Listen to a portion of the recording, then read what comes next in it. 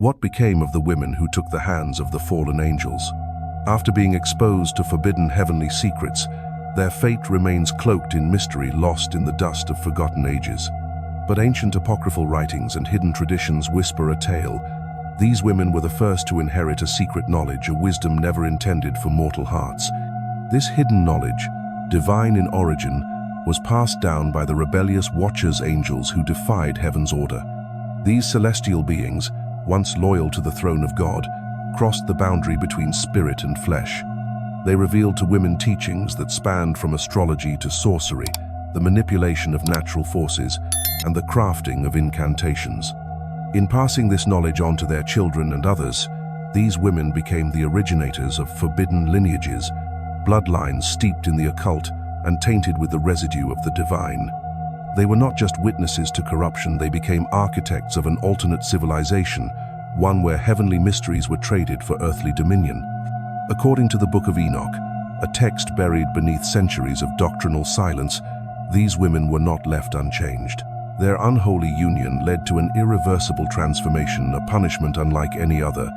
They were turned into beings that echoed through myth and time, sirens. But the sirens of Enoch are not the mermaids of children's tales. The earliest depictions in Greek lore describe them not as sea-dwellers with fishtails, but as winged, bird-like women, creatures of sound and spirit who soared over the seas, luring men to their deaths with melodies no heart could resist. This symbolic metamorphosis speaks volumes. The women who once walked the earth became liminal spirits caught between heaven and sea, between light and fall.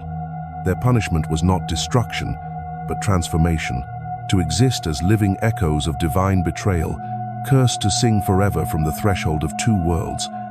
To understand their origin, we must return to Genesis 6, a passage often glossed over, yet rich in cosmic implications. It tells of the sons of God interpreted by many ancient traditions as angels who saw the beauty of human women and took them as wives. From this unholy union were born the Nephilim, a race of giants whose existence represented the full collapse of divine order on earth. The world descended into chaos and bloodshed until only one man, Noah, remained faithful. God's sorrow was so deep, the Creator resolved to start anew. Yet the echoes of that first rebellion, that celestial seduction, remained. And so we ask, how did human women come to be remembered as mythological sirens, creatures of enchantment and destruction? The answer lies in the crossroads of theology, myth, and early imagination. The siren is less a being of flesh and more a spiritual archetype, a symbol of the fall, of beauty corrupted, of power misplaced. The early church fathers saw sirens not as legends, but as moral symbols. Jerome, Ambrose, Clement of Alexandria all interpreted these creatures as embodiments of sinful allure, cautionary figures representing the seductive pull of temptation. In their eyes, sirens were living parables. In Greek thought, sirens were singers, flute players, lyre players, creatures not of brute force, but of spellbinding sound. Their music lured sailors to their death not with malice, but with the irresistible sweetness of misplaced desire. Their claws and wings symbolized love that wounds and carries away. And over time, the form of the siren changed. In early Greek art, they appeared with feathers and bird legs, but by the Middle Ages, as the church absorbed and redefined pagan lore, sirens morphed.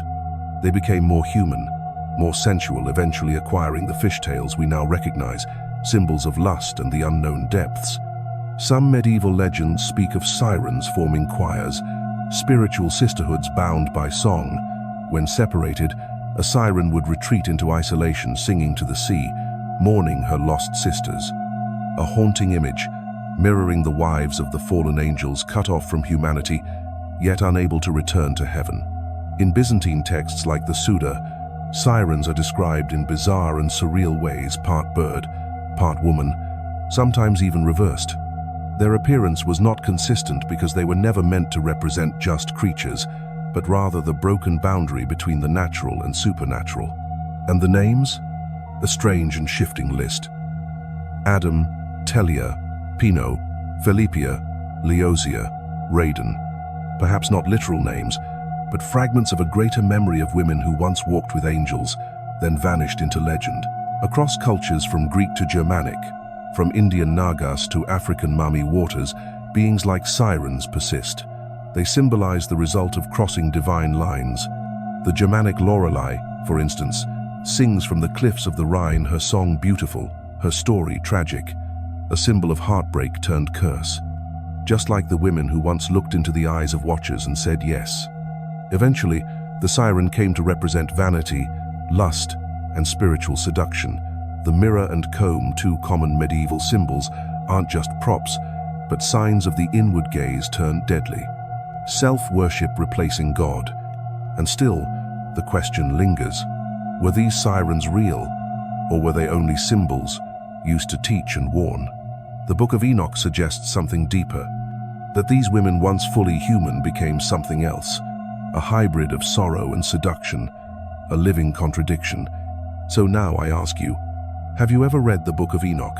Could sirens be more than myth, maybe even a distorted memory of ancient human beings who became lost in the space between heaven and earth?